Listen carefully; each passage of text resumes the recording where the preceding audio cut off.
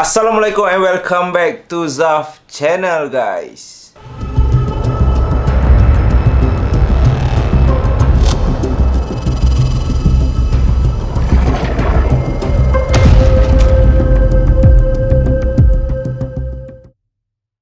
Assalamualaikum semua geng puaka, apa khabar? Aku harap korang semua dalam keadaan sehat sentiasa dan aku nak ucapkan terima kasih banyak-banyak. Seperti mana yang korang tahu, baru-baru ni aku boleh terkena cirit-birit. Hai, kalau tak pun orang senang cakap food poisoning lah, sopan lah sikit kan. So sebab itulah aku dah lama dah tak keluarkan video. So aku nak minta maaf sebab ada a bit masalah sikit. Tetapi Alhamdulillah, di atas doa dan sokongan korang semua yang berhati mulia, tambah pula dengan bulan puasa ni, Alhamdulillah dah makin okey dah. Hari tu tiba pil cikite on, dah okey dah. So kepada korang semua, aku harap dalam pemakanan korang bulan-bulan Ramadan ni kan, korang slow down sedikit. Korang janganlah gelojoh sangat. Jangan makan terlalu banyak. Kalau tak nanti jadi macam aku. Tak pasal food poisoning 8 kali mat, keluar masuk tandas, dah macam kena bom lah buntut. So itu puaka lain. Tetapi dalam malam puaka, aku excited sebenarnya. Dalam malam puaka malam ni a bit special sikit. Sebab apa? Sebab aku ada tetamu undangan, guys. Yes, dia yang akan berkongsi dengan korang pengalaman dia sendiri. Dan kejadian ni berlaku pada tahun 2010. Dikatakan pada tahun tu dia bekerja di salah satu wisma yang terpaksa dirahsiakan, tetapi wisma yang mengendalikan oil and gas international punya company. Dan sewaktu dia kerja dekat situ, terdapat banyak betul gangguan, guys. So tak nak lengah masa. Aku pun dah lama dah tak ada tetamu. Korang asyik nak apa, suruh aku jemput Kak Ram kan. Aku bagi tahu korang, Kak Ram balik kampung. That's it. So terpaksa tunggu dia balik sini dulu. Dia cakap dia berbuka kat kampung sampailah raya. So korang aku harap bersabar sikit lah Tetapi malam ni let's go. Berapa kali aku sebut let's go dah. Jom, ayo kita teruskan dalam malam puaka, guys.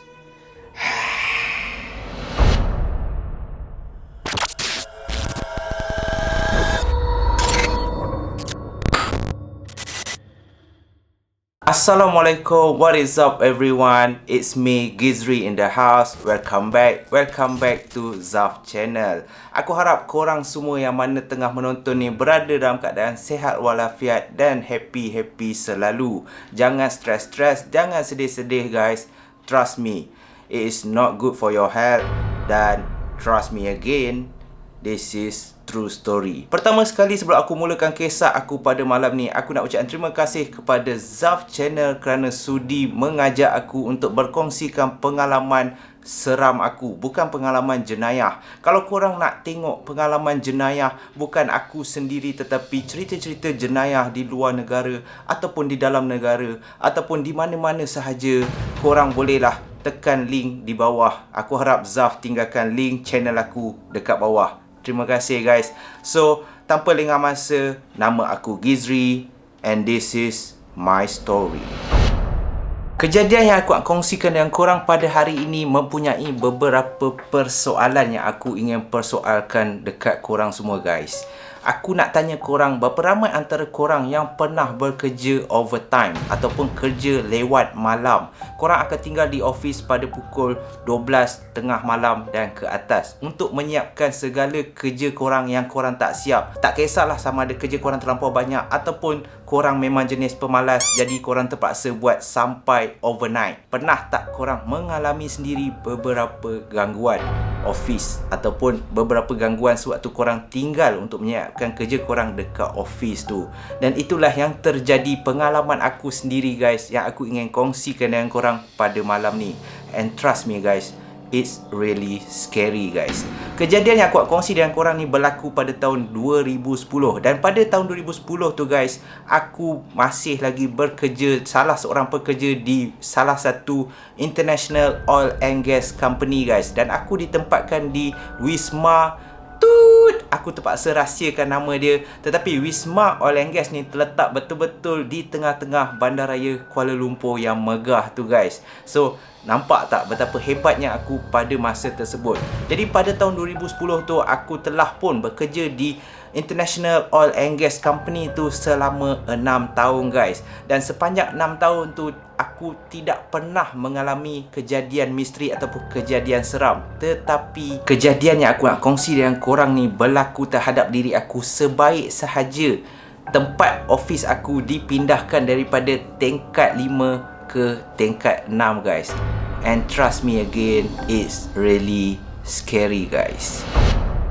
Sepanjang 6 tahun aku bekerja di company oil and gas ni guys, aku bekerja di bahagian non-technical management, di mana aku akan selalu berjumpa dengan klien. Jadi aku akan jarang tinggal di office. Dan kalau korang nak tahu, office aku menempatkan seramai 36 orang pekerja.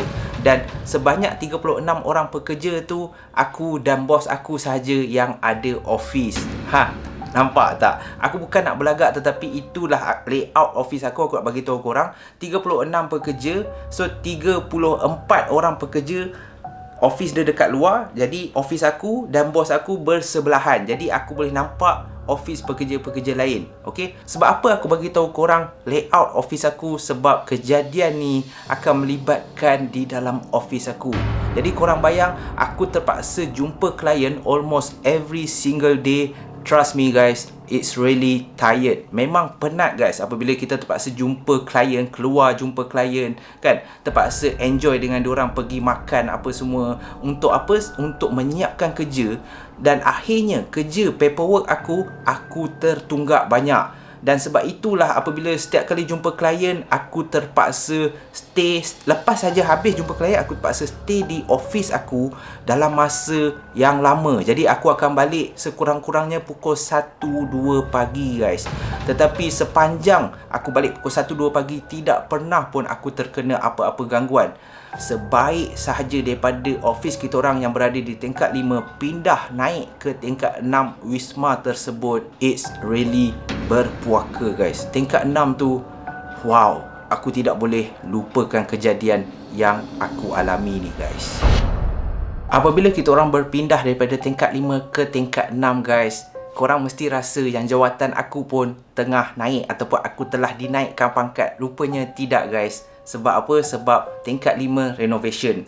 Sepanjang aku 6 tahun kerja kat situ, jawatan aku sama je guys. Sebab itulah selepas 6 tahun, nasib baiklah aku terkena gangguan ni adalah reason untuk aku quit kerja dan cari kerja lain. Okay, aku tak nak cerita pasal tu, tetapi kejadian seram yang aku alami ni, aku masih ingat lagi pada satu hari ni. Apabila aku dah settle berjumpa klien aku habis jumpa dinner apa semua dalam pukul 8 malam guys. Dan selepas 8 malam barulah aku pulang ke office. Aku tidak boleh balik ke rumah terus sebab aku ada banyak paperwork. Dan pada hari tersebutlah agak lewat. Sebab apa? Sebab aku jarang selalunya dinner dengan klien aku. Dan selalunya kalau aku dinner dengan klien pun, aku akan pastikan kerja aku siap dahulu. Tetapi pada hari tersebut, aku terpaksa sebab ini adalah salah satu klien yang besar. Jadi aku terpaksa ikut diorang dinner, makan pula hotel mahal. Siapa nak reject mat? So aku follow diorang dulu, barulah aku balik ke office. Dan apabila aku balik ke office, jam telah pun menunjukkan pukul 10 malam. Dan pada malam tu, apabila aku sampai saja office, aku dah seorang diri guys. Office dalam keadaan gelap. Jadi korang bayang, aku terpaksa masuk ke ruang pejabat dan aku terpaksa berjalan dalam keadaan gelap menuju ke bilik aku. Dan dalam bilik aku barulah aku boleh on lampu. Dan bilik aku sahaja yang terang guys. Jadi aku tidak boleh nampak kawasan luar pejabat ni. Korang boleh bayang tak? Luar pejabat ni gelap gila guys. Jadi pada malam tersebut guys, sebaik sahaja aku masuk ke dalam office, aku telah menyalakan lampu apa semua, aku pun duduk dan menyiapkan kerja aku. Tetapi disebabkan bosan, disebabkan aku tidak mahu rasa yang aku ni kesunyian, aku selalunya akan buat kerja sambil pakai earphone. Dan kebetulan aku memang sentiasa standby satu earphone di pejabat aku. So aku ada dua earphone, satu di rumah dan satu di office. Sebab apa? Sebab aku takut kalau aku terpaksa kerja lewat malam macam ni guys. Trust me, it's really boring guys. Sebab apa? Sebab tak ada orang yang teman aku untuk bekerja sekali. Budak-budak office aku adalah ajak beberapa orang, tetapi aku kena faham sebab diorang telah pun berkahwin. So aku tidak maulah mengganggu diorang apa semua, dan aku pun fokus menyiapkan kerja aku sambil aku dengar lagu. Dan aku masih ingat lagi pada masa tersebut aku dengar lagu Siti Nurhaliza guys, sebab aku tiba-tiba rasa nak ada irama Malaysia sikit sambil buat kerja aku. So aku tengah buat kerja. Lagu pada masa tersebut ada satu lagu aku tak ingat Hati Kamar ke apa, dan aku betul-betul hafal lagu tu tau.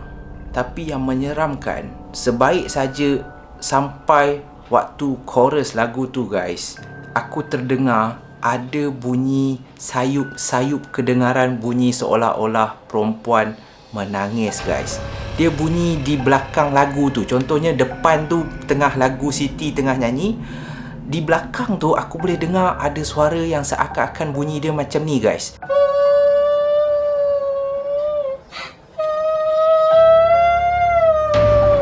Dia panjang melirik guys. Dia bukannya menangis beria, tapi kau boleh dengar sayup-sayup sahaja. Jadi disebabkan aku rasa macam, kenapa selama ini aku pasang lagu ni dah beberapa kali, aku tak pernah pun dengar guys ada perempuan menangis. Disebab rasa tak sedap, aku tanggalkan earphone aku dan aku letak di atas meja. Sebab apa? Sebab aku rasa biarlah lagu Hati Kamar tu habis dulu, aku buat kerja aku dulu, dan lepas tu barulah aku pasang earphone aku balik. Dan pada masa tersebut, disebabkan teramat leka untuk menyiapkan kerja secepat yang boleh guys, aku terlupa untuk cocok balik earphone aku. Dan aku tengah buat kerja, jam telah menunjukkan pukul 1 suku pagi guys pada masa tersebut. Korang bayang, aku terlalu fokus, kerja pun dah tak banyak dah yang tinggal. Lagi sekali, kali ini guys, tiba-tiba aku terdengar bunyi ketukan pintu guys. Dan sebaik saja aku tengah buat kerja dan aku dengar bunyi ketukan pintu, aku terus pandang ke arah pintu pejabat aku. Dan korang tahu tak apa aku nampak? Tidak ada kelihatan sesiapa pun di luar pintu office aku guys. Aku nampak ruang pejabat semuanya gelap, dan aku tidak nampak satu kelibat ataupun seorang pekerja pun yang tinggal ataupun yang stay overnight dengan aku pada malam tersebut guys. Jadi aku memang seorang diri guys. Trust me, I'm lonely, alone at the office guys. Okay, jadi apabila dah macam tu, tiba-tiba guys aku nampak lampu dapur ataupun lampu pantry tempat kita orang buat kopi jauh tau guys. Dia betul-betul di hujung pejabat. Aku nampak tiba-tiba lampu office tu ataupun lampu pantry tu berkelap-kelip. Tiba-tiba dia menyala, dia tutup, menyala, tutup, menyala, tutup, menyala, tutup. Aku dah rasa tak sedap guys. Jadi sebabkan macam tu, aku dah teramat takut. Aku pun jadi aku pun decide tak nak pandang ke arah pantry tu. Aku terus fokus siapkan kerja aku, sebab aku fikir, aku tengok jam pun sekarang dah pukul 1:30 pagi. Aku terpaksa buat cepat. Aku tak nak balik terlalu lewat. Sebab apa? Sebab aku pernah dengar tingkat 6 ni daripada dulu banyak sangat kejadian misteri yang pernah berlaku guys. Jadi sewaktu aku kembali fokus menyiapkan kerja aku, lagi sekali guys, tiba-tiba aku terdengar bunyi ketukan pintu guys. Dan ketukan pintu ni datangnya daripada office aku, pintu office aku guys. Aku dah berasa teramat takut. Lagi sekali dia ketuk pintu office aku guys. Dan aku tengok dekat luar, tak ada pun orang. Tetapi makin lama, beberapa kali, selang 10 minit dia ketuk, selang 10 minit dia ketuk, aku perasan rupa-rupanya guys, bunyi tu bukan daripada arah pintu office aku guys. Bunyi tu datangnya daripada dalam bilik aku guys. Daripada arah dalam amari bilik office aku guys. Bunyi tu daripada dalam amari, dan amari tu berada dalam office aku. Siapa yang nak masuk dalam amari, ataupun apakah yang boleh ketuk daripada dalam pintu amari tu guys. Dan setiap kali aku terdengar, apabila aku betul-betul dah confirm yang bunyi tu daripada pintu amari office aku tidak lengah masa. Aku terus pack barang aku sumbat semua file yang ada dalam beg aku, lantaklah bersepah ketak. Aku terus cepat-cepat, aku tak tutup pun komputer aku tak tutup, lampu office aku tak tutup sebab aku dah berasa teramat gelisah, teramat takut time tu. Aku terus meluru lari ke arah lift. Dan sebaik saja aku sampai di depan pintu lift, aku tekan macam nak pecah guys. Sebab apa? Sebab lift tu daripada lobby nak naik ke tingkat 6 punyalah perlahan. Dan aku dah teramat takut pada masa tu. Aku pandang ke dalam office aku. Lampu office aku berkelap-kelip guys. Sama macam lampu dekat pantry tadi guys. Trust me, it's really scary guys. Tetapi aku berdiri di hadapan pintu lift pada masa tersebut. Aku ada dua persoalan guys. Sama ada aku patut naik lift ataupun aku patut turun ikut tangga. Kalau korang pilih yang mana? Kalau dalam lift tiba-tiba Pontianak tu muncul dalam lift, kita tak boleh lari guys. Tetapi kalau turun tangga tiba-tiba dia muncul di hadapan kita, adakah kita larat nak lari naik balik? Itu adalah satu soalan perangkap yang teramat takut. Dan pada masa tersebut aku tawakal saja, aku baca apa yang aku tahu sehingga kan yang hanya terkeluar hanyalah alif bata. Walaupun aku rasa aku baca ayat kursi, rupa-rupanya aku hanya cakap alif bata, alif bata, alif bata. Sebab aku dah teramat takut guys. Sebaik saja pintu lift sampai saja di tingkat 6, aku masuk ke dalam lift, aku tundukkan kepala aku, badan aku dah menggigil. Lagi sekali guys, aku bajet gangguan aku tu dah berhenti, rupa-rupanya tidak guys. Sebab apa? Sebab daripada tingkat 6 dia nak turun ke lobby tempat office aku bekerja ni. Setiap tingkat dia terbuka pintu lift dengan sendirinya guys. Seolah-olah macam ada orang tekan button lift tu untuk berhenti di setiap tingkat. Dan di setiap tingkat jugalah aku berasa teramat takut. Sebab apa? Sebab setiap kali pintu lift tu terbuka, aku tak tahu apa yang akan masuk dalam lift tu guys. Korang bayang kalau daripada tingkat 5 pintu lift terbuka, tiba-tiba ada Pontianak masuk. Dan apabila berhenti di tingkat 4 pula, toyol. Tingkat 3 pocong pula. Korang bayang betapa sesaknya apabila sampai di lobi nanti.